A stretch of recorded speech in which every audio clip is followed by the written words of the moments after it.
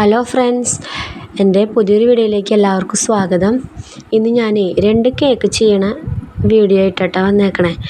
ഒരെണ്ണം വാഞ്ചോ കേക്കും ഒരെണ്ണം കുൽഫിയുടെ കേക്കും. അപ്പോൾ വാഞ്ചോ കേക്ക് 1 കിലോൻ്റെ ആയിരുന്നു. അപ്പോൾ 1/2 കിലോ വെച്ചിട്ട് വൈറ്റ് സ്പഞ്ചും ബ്ലാക്ക് സ്പഞ്ചും അടിച്ചു വെച്ചിട്ടുണ്ടായിരുന്നു. ആദ്യം തന്നെ ബ്ലാക്ക് സ്പഞ്ചിൻ്റെ ഒരു ലെയറാണ് വെക്കണത്.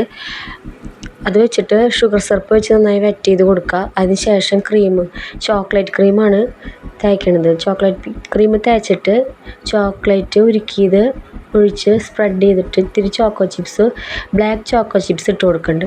അടുത്ത ലെയർ വൈറ്റാണ് വെക്കണത്. വൈറ്റ് നന്നായി വെറ്റ് ചെയ്തിട്ട് വിപ്പിംഗ് ക്രീം തേച്ച് അതിൻ്റെ മുകളിലേക്ക് ഞാൻ മിൽക്ക് മെയ്ഡാണ് ഒഴിക്കണത്.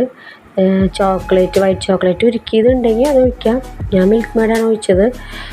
അതിൻ്റെ മുകളിലേക്ക് വൈറ്റ് ചോക്കോ ചിപ്സ് ഇടുന്നുണ്ട്. അങ്ങനെ 4 ലെയർ സെറ്റ് ചെയ്തെടുക്കണം കേട്ടോ.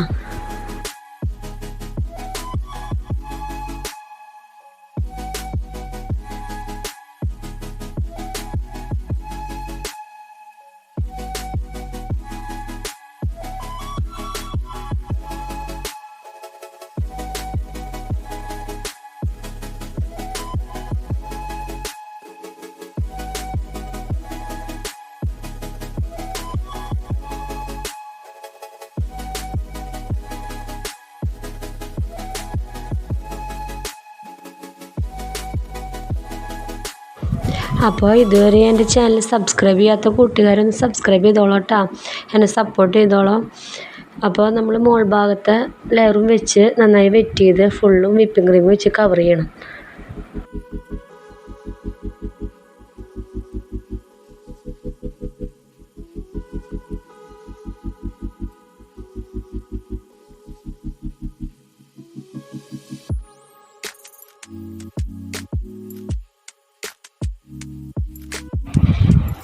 അങ്ങനെ അരമണിക്കൂർ കഴിഞ്ഞപ്പോൾ ഫൈനൽ കോട്ട് എടുത്തു.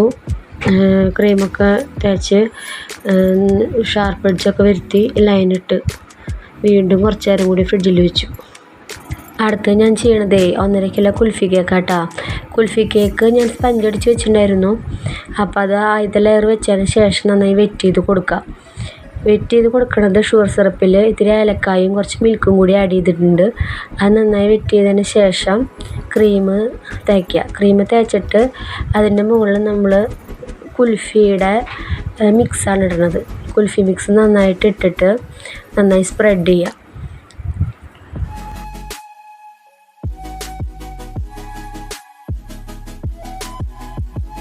അതിലേക്ക് ഞാൻ കുറച്ച് മിൽക്ക് മെയ്ഡും ചോക്കോ ചിപ്സ് ആഡ് ചെയ്യുന്നുണ്ട് കേട്ടോ.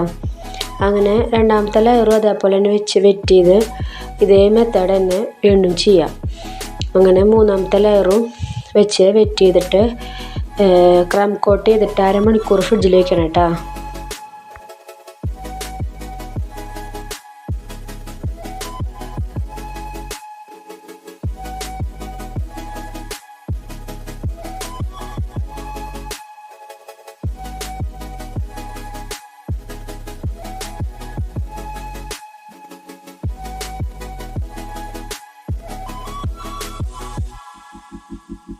അങ്ങനെ അരമണിക്കൂറിന് ശേഷം കേക്ക് വീണ്ടും എടുത്തിട്ട് ഫൈനൽ കോട്ട് ചെയ്തു കേട്ടോ. നന്നായി ക്രീമൊക്കെ തേച്ച് ലൈനൊക്കെ ഇട്ട് സെറ്റാക്കി എടുത്തു.